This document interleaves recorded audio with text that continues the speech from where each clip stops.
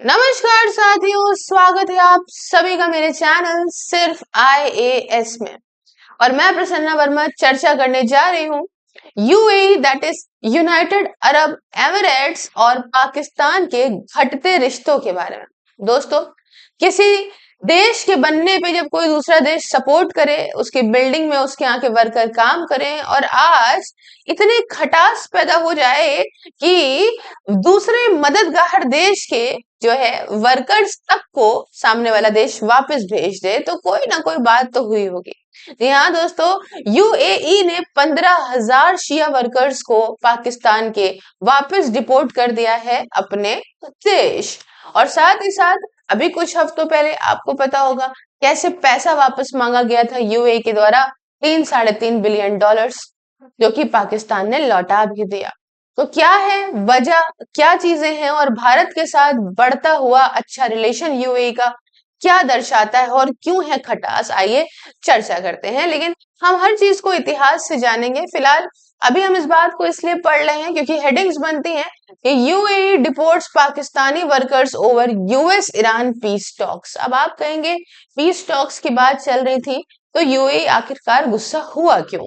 हर तरफ सुर्खियां बनने लगती हैं, पाकिस्तानी वर्कर्स गए, ये हुआ वो किया। इन सारी बातों को जानेंगे, पर उसके पहले थोड़ा सा हम ये समझते हैं कि क्या कभी इतिहास में यूएई और पाकिस्तान के रिश्ते बढ़िया हुआ करते थे? जी हाँ दोस्तों, बहुत ही भाइयों वाला रिश्ता हुआ करता था। लेकिन भाई कहानी देखिए कुछ इस प्रकार से थी इतिहास में कि पाकिस्तान ऐसे पहले देशों में था जिसने रिकॉग्नाइज करा था यूएई को उसके बनने के बाद सन 1971 दैट इज 1971 में। और दसियों लाख पाकिस्तानी वर्कर्स ने यूएई का इंफ्रास्ट्रक्चर बनाने में भी मदद करी थी। आपको बता दूं, इन गल्फ नेशन में पाकिस्तानी बहुत ज्यादा आपको मिलेंगे। साथ ही साथ यूएई का इन्वेस्टमेंट और ऑयल सपोर्ट रिपीटेडली पाकिस्तान को मदद करता रहा, पैसा पहुंचाता रहा। अब धीमे धीमे ना क्या होता है, वक्त के साथ साथ रिसेंट ईयर्स में रिश्तों के खराब होने का धीमे धीमे चार्ट नीचे आ रहा था। वजह थी कि गल्फ कंट्रीज अब देखिए प्रायोरिटाइज करना चाहती हैं इकोनॉमिक को, पैसे को अब ज्यादा ध्यान देती हैं। पर इतनी बात उतनी नहीं थी। बात ऐसी है कि पाकिस्तान लगातार इस यूएस और ईरान की वॉर के बाद में आप देखो तो ये करीब पहुंच रहे थे ईरान के पास में, यूएस के पास में, चाइना के पास में। और जब पटका पटकी मचाई तो सबसे ज्यादा नुकसान हुआ है यूएई का, किसके द्वारा? ईरान के द्वारा। और अभी भी हमने देखा कि जो पाइपलाइन को बर्बाद किया ईरान ने, वो भी यूएई की थी। तो यूएई का इतना नुकसान और पाकिस्तान का चुप रहना यूएई को समझ में नहीं आया। साथ ही साथ इन्होंने जो इतनी इन्वेस्टमेंट की थी, लगातार पैसा दिया था, उस पैसे को जब हमेशा पाकिस्तान एक्सटेंड कर दीजिए बढ़ाए पड़ा था, अब इनका इंफ्रास्ट्रक्चर खुद ही बर्बाद हो चुका है। इनको खुद ही अपना पैसा चाहिए अपने आप को बिल्ड करने के लिए। साथ ही साथ बिल्ड तो छोड़ दो, तो छोटा सा अमाउंट है इस देश के लिए।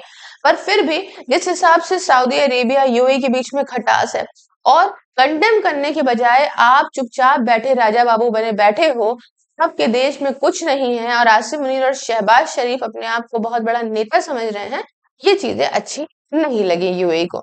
ये देखा कि फाइनेंशियली अनस्टेबल देश, हमने मदद करी और मदद के नाम पे इन्होंने छुरी ही भोंकी है। तो पाकिस्तान की अगर फाइनेंशियल हिस्ट्री यूएई के साथ में बताऊं मैं आपको, तो लगातार यूएई ने पाकिस्तान को डूबते हुए कर्जे से बचाया है। कि पाकिस्तान को क्या, पाकिस्तान को सब उबार ले जाएंगे, इसके पीछे एक बहुत बड़ी जियोपॉलिटिकल स्ट्रैटेजी है। अगर पाकिस्तान डूबा ना तो बहुत दिक्कतें हो जाएंगी, इसलिए ये लोग बचा लेते हैं। बिलियंस ऑफ डॉलर्स पैसा दिया, डिपॉजिट करे पाकिस्तान के सेंट्रल बैंक में, deferred oil payment facilities provide करी, लोन रोल ओवर करे, आईएमएफ क्राइसिस चाहे 2018 की हो, 22 की हो, 23 की हो, यूए ने अच्छी खासी मदद करी।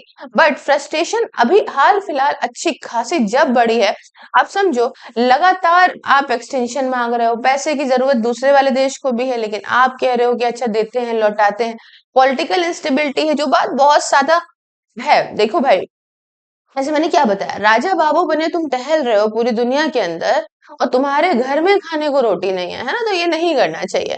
तो ये डिमांड रिसेंटली आपने देखा होगा, यूएई ने डिमांड करा कि मेरा पैसा हमको लौटा दो, चाहे जैसे लौटा दो। और इसी के चलते पाकिस्तान ने पैसा लौटा दिया और सऊदी अरेबिया ने मदद भी करी, क्योंकि भाई ऑब्वियस सी बात है कि सऊदी अरेबिया इस समय खटास पड़ चुकी है यूएई और सऊदी अरेबिया के बीच में। बहरहाल अब बात आती है क्या है जो शिया वर्कर्स की कहानी चलती है। दोस्तों आप जानते हो कि सबसे ज्यादा शिया ईरान में पाए जाते हैं। ईरान ने जिस हिसाब से यूएई का इंफ्रास्ट्रक्चर एकदम खराब कर दिया है ना, बर्बाद कर दिया है ना, वो बाद में एक फ्रस्ट्रेशन यूएई के अंदर एक अलग भी है। और सबसे बड़ा मुद्दा आता है ऐसे में जो रिलीजन होता है उसका। अभी फिलहाल आप देखो करीब 5,000 फैमिलीज, 15,000 वर्कर्स डिपोर्ट करे गए हैं। बहुत सारे शिया मुस्लिम्स हैं इसमें से, और कुछ एलिजेटली टारगेट इसलिए करे गए हैं क्योंकि वो शिया कम्युनिटी से हैं, जैसे अली, हसन, अब्बास, है ना, हुसैन। वर्कर्स लगातार जो है वो डिटेंशन फेस कर रहे बिना किसी फॉर्मल चार्जेस के। रीजन क्या है इस क्रैकडाउन के नीचे, यहाँ पे थोड़ा आप ये भी समझ लो। ये जो मेन मैंने आपको बताया, पाकिस्तान ने यूएई के ऊपर हुए अटैक को कोई कंडेम नहीं करा, सिर्फ और सिर्फ जाके यूएस की गोदी में बैठा रहा, उधर ईरान की वाहवाही करता रहा, पर उसने कंडेम नहीं करा, ओपनली सपोर्ट नहीं करा गल्फ मिलिट्री को, सिर्फ पैसा देने के लिए थोड़ी ना है। दूसरी बात, मिलिट्री पोजीशंस को, ईरान और गल्फ की राइवलरी अगर मैं बताऊं तो यही है सऊदी अरेबिया।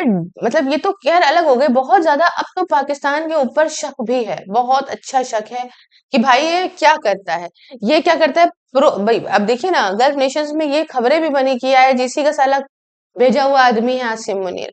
तो pro Iran political activism, security risk during regional tensions, ये सारी चीजें के इश्यूज तो है ही हैं।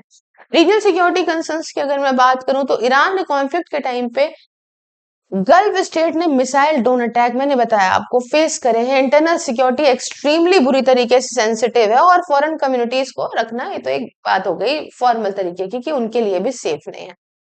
अच्छा, इम्पैक्ट क्या है, डिपोर्ट करे गए जो वर्कर्स इतने सारे वापस आए, उसका क्या इम्पैक्ट पड़ेगा। दोस्तों आपको बताऊं 1.7 से 1.8 मिलियन पाकिस्तानी रहते हैं यूएई के अंदर, और पाकिस्तान को इससे करीब $8 बिलियन का फायदा होता है सालाना। तो ये छोटा मोटा नहीं, इनके देश के लिए बहुत बड़ा फायदा है।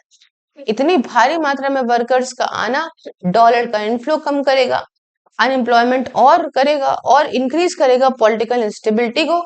इंस्टेड इन पाकिस्तान, आप ये फोटो देखिए कितनी बढ़िया लगती है ना, ये फोटो कितना सही लगता है।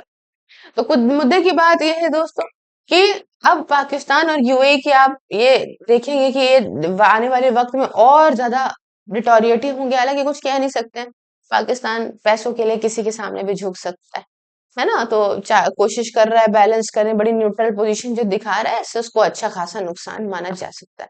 आप भी क्या राय है हमें कमेंट में बताइएगा प्यारे दोस्तों। बाकी चैनल को सब्सक्राइब, क्यूआर कोड स्कैन करके आप चाहें तो मेरे चैनल को डोनेट कर सकते हैं, ज्वाइन कर सकते हैं वर्चुअल लाइब्रेरी। इसमें घर बैठ के आप जाड़ा गर्मी हो या बरसात किसी भी एग्जाम की तैयारी डिसिप्लिन तरीके से कर सकते हैं। इसके रिगार्डिंग आप मुझसे व्हाट्सएप और टेलीग्राम पे बात कर लीजिए। इस नंबर पे कांटेक्ट करके आप किसी प्रकार का इन्वेस्टमेंट एसआईपीस कराते हो तो मेरा कोड सिर्फ आईएएस बताने पे आपको मिलेगा 20% तक का डिस्काउंट। अगर सभी सोशल मीडिया के लिंक इंक्लूडिंग व्हाट्सएप डिस्क्रिप्शन में है, फॉलो करिए और ज्वाइन बटन को प्रेस करिए। मिलते हैं नेक्स्ट वीडियो में किसी नए इंटरेस्टिंग टॉपिक के साथ। तब तक के लिए जय हिंद, जय भारत।